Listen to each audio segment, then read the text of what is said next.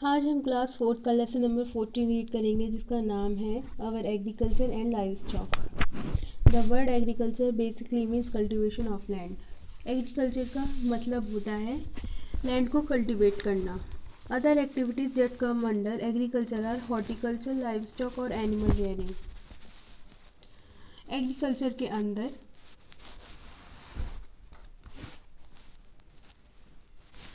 Horticulture, livestock और animal rearing and fishing आते हैं। हॉर्टिकल्चर होता है बागवानी करना, जहाँ फलों और फूलों को उगाया जाता है, और लाइव स्टॉक होती है पशु।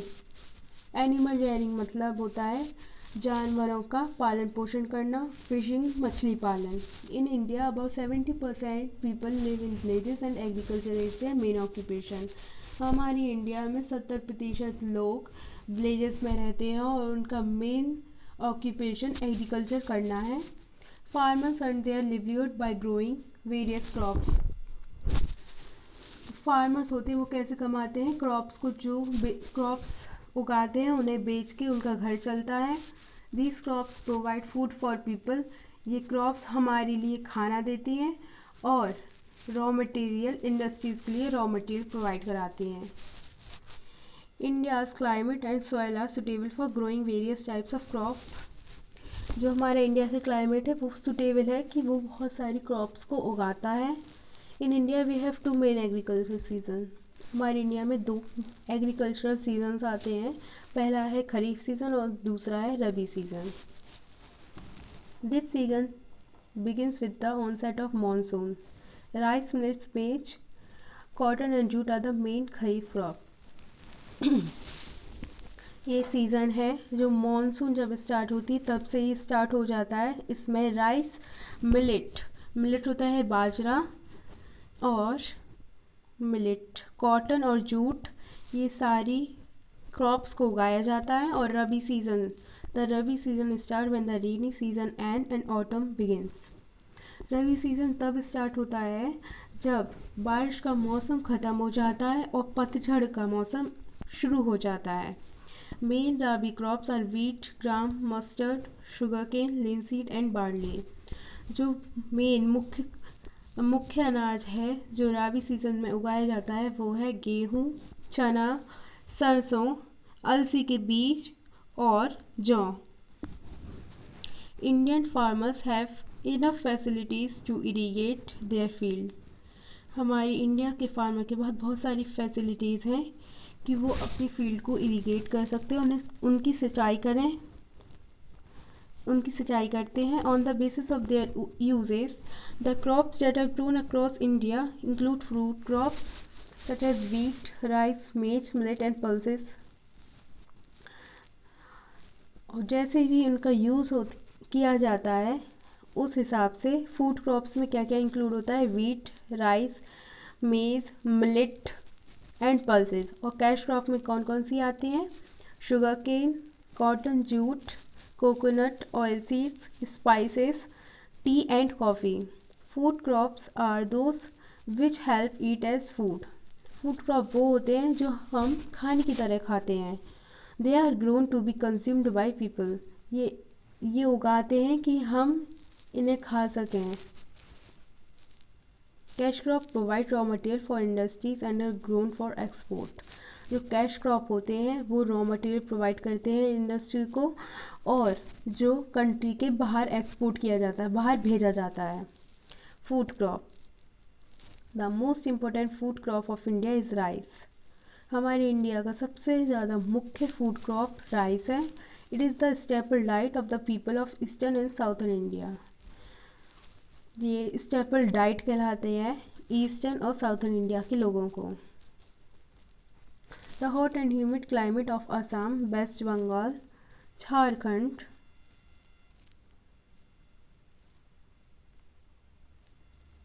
Chhattisgarh, Bihar, Andhra Pradesh, Tamil Nadu, Kerala, Punjab and Haryana helps in the growth of rice crop.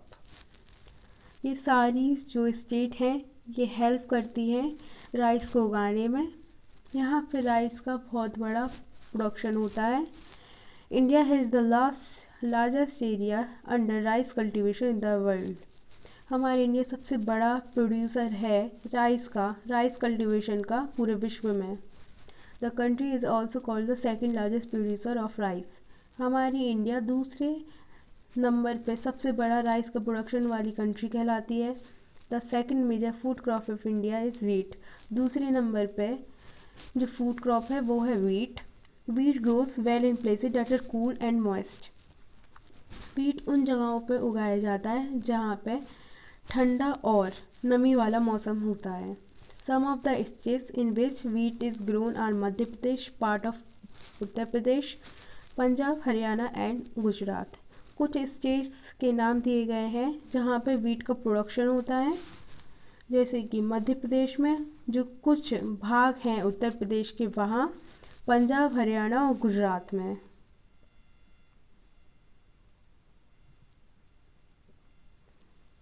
Millets comprises mainly coarse grains, namely jowar, bajra and ragi. Millets are mainly grown in Rajasthan. जो मिलेट होते हैं बाजरा, वो ज़्यादा से ज़्यादा कहाँ उगाए जाते हैं? Rajasthan, Gujarat, Bihar, Karnataka and Andhra Pradesh. Our country is the world largest producer as well as consumer of pulses. हमारी इंडिया सबसे ज़्यादा दालों का प्रोडक्शन करती है और इस दालों को ही हम सबसे ज़्यादा उपयोग करते हैं। Gram, urad, moong, arhar are some of the pulses और दाल्स प्रोड्यूस्ड इन इंडिया। ये कुछ दालों के नाम हैं जो हमारी इंडिया में प्रोड्यूस किए जाते हैं। अब आते हैं कैश क्रॉप पे। The most important cash crop of India is sugar cane. जो सबसे ज़्यादा इम्पोर्टेंट कैश क्रॉप है इंडिया की वो शुगर केन है। Sugar cane is a member of a bamboo family of plants.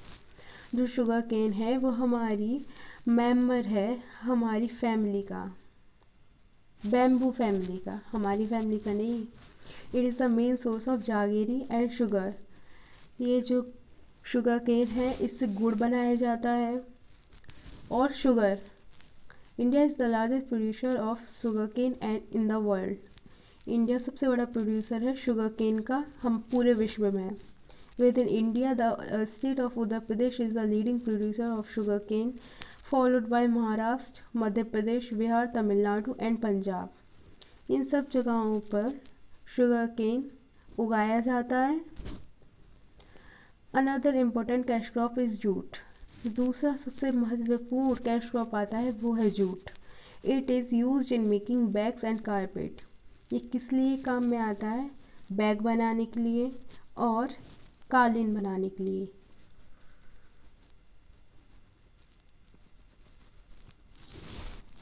Jute उन जगहों पर बनाया जाता है जहाँ का क्लाइमेट गर्म और नमी वाला होता है। It is mainly grown in west Bengal, Assam, Bihar and Orissa. ये कौन कौन सी मुख्य जगहों पर उगाया जाता है? West Bengal, Assam, Bihar and Orissa. It is called the golden fibre of India. Jute को हम गोल्डन फाइबर ऑफ इंडिया भी कहते हैं। Oilseed are also grown in different parts in India. जो ऑयल सीड है वो हमारी इंडिया के बहुत ही अलग अलग हिस्सों में उगाया जाता है। Some important oil seed producing plants are mustard and groundnut. कुछ ऑयल सीड्स प्रोड्यूसिंग प्लांट हैं जिसका नाम है मस्टर्ड एंड ग्राउंडनट, सरसों और मूंगफली। The seeds of this plant are crushed to obtain vegetable oil that is used mainly for cooking. जो mustard और ग्राउंडनट के जो बीज होते हैं उनको कुचला जाता है तो उनसे हमें वेजिटेबल ऑयल मिलता है जो कि हम खाने में यूज़ करते हैं। These seeds are produced in the states of Punjab, Haryana, Gujarat and Maharashtra. ये सीड्स कहाँ पे प्रोड्यूस किए जाते हैं? पंजाब में, Haryana, Gujarat and Maharashtra. Next, cotton. Cotton obtained from cotton plants is used for making cloth. Cotton जो होता है जो हमें कॉटन के प्लांट से मिलता है वो किस लिए? कॉटन के कपड़ों के लिए। कॉटन के जो कपड़े अपन पहनते हैं ना उसके लिए यूज़ होता है। The state that produce cotton are Punjab, Gujarat, Madhya Pradesh, Maharashtra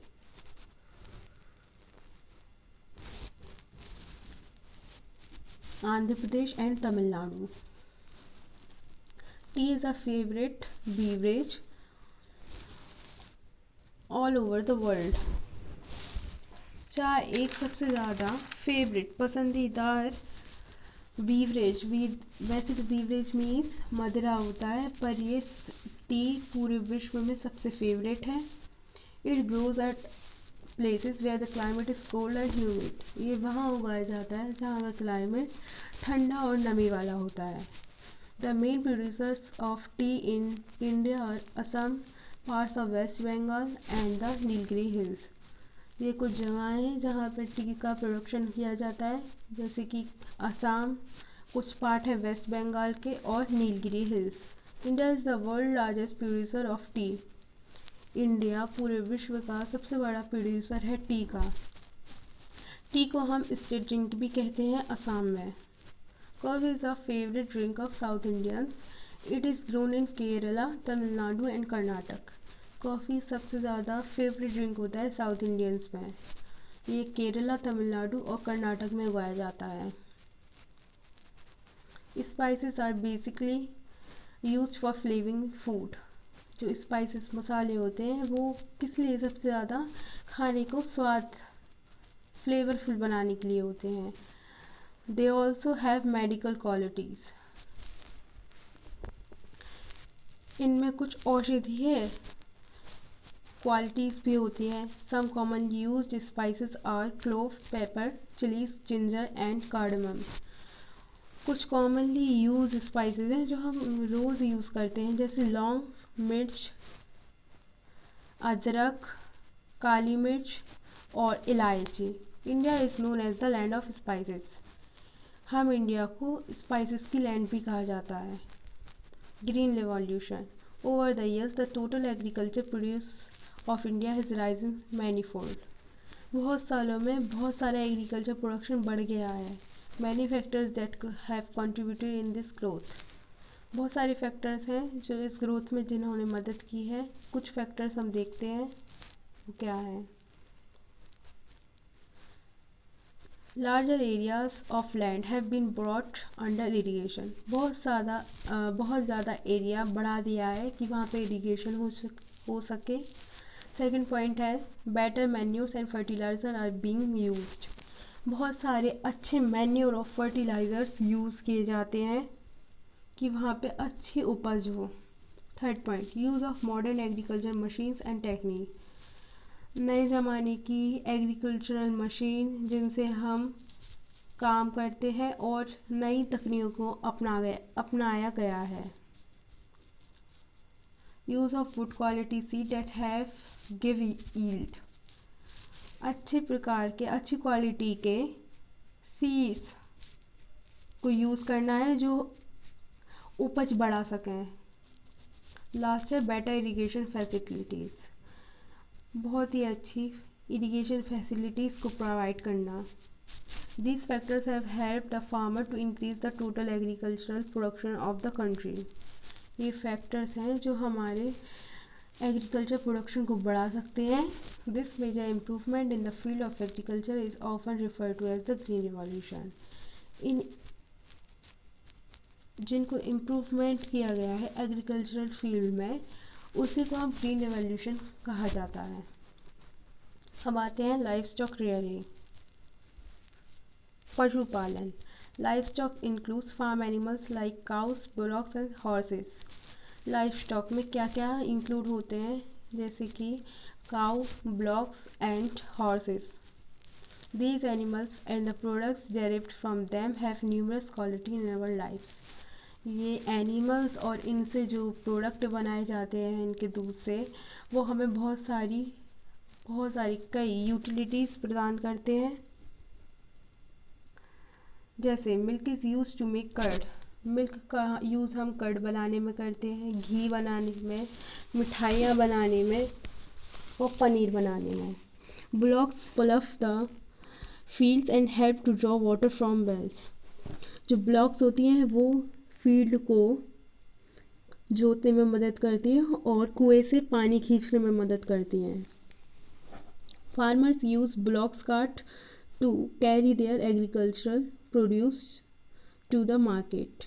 जो फार्मर्स होते हैं ब्लॉक कार्ट्स का यूज़ करते हैं कि वो अपना सामान मार्केट तक पहुंचा सकें। The Dang of life stock animal is collected and use for making manure and biogas. जो पशुओं का जो मैन्योर होता है, जो डंग बचता है, डंग केक, उसका यूज़ हम मैन्योर बनाने में, और बायोगैस, बायोगैस क्या होता है, बायोगैस फ्यूल की तरह यूज़ होता है, तो बायोगैस बनाने में मदद करते हैं। Other life stock animals include sheep, goat and camel. कुछ दूसरे भी पशुपालन हैं जो जिसमें आते हैं sheep, goat and camel. We get wool from the hair of sheep and camel. हमें कैमल और शीप की स्किन से वूल मिलता है, उनके हेयर से। Some people eat meat of animals like goat, chicken and fish. कुछ लोग होते हैं जो बकरी, चिकन और मछलियों का मीट खाते हैं।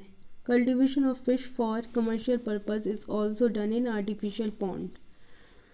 जो कल्टीवेशन किया जाता है फिश का व्यवसाय उद्देश्य से, वो आर्टिफिशियल पॉन्ड बना के भी किया जाता है, जिसे हम पिजिकल्चर कहते हैं, मछली पालन। Leather items are also made from the skin of some animals.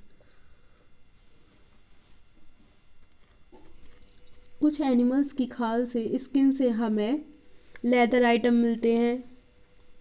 Camel is most important animal for the people of desert. Camel बहुत ही महत्वपूर्ण जानवर है रेगिस्तान के लोगों के लिए। In the plains elephant are used for moving heavy loads. Plains में अब एलिफेंट का यूज़ होता है कि क्योंकि वो बहुत सारा वेट को कैरी कर सकते हैं। इन हिल्स म्यूल्स, पहाड़ियों में म्यूल्स, खच्चर और horses and yaks are used for carrying goods as well as people. India is now the top milk producer in the world. हमारी इंडिया पूरे विश्व में सबसे पहले नंबर पे दूध का उत्पादन करने वाला देश है। The cattle population of India is the largest in the world. जो कैटल पॉपुलेशन है पशुओं की, वो सबसे ज़्यादा हमारे देश में ही है। But most animals are undernourished. But पर बहुत सारे जो एनिमल्स हैं वो कुपोषित रह जाते हैं। The government is working to provide good diet to animals. हमारी गवर्नमेंट इस पर भी काम कर रही है कि वो प्रोवाइड करे एनिमल्स को अच्छा भोजन, अच्छी डाइट। मैनी वेटरिनरी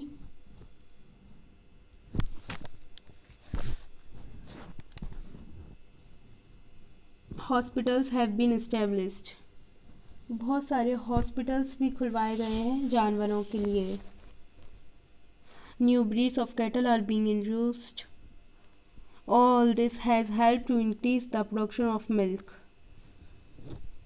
बहुत सारे कई जानवर भी हैं जो हमारे प्रोडक्शन ऑफ मिल्क के प्रोडक्शन को बढ़ा सकें।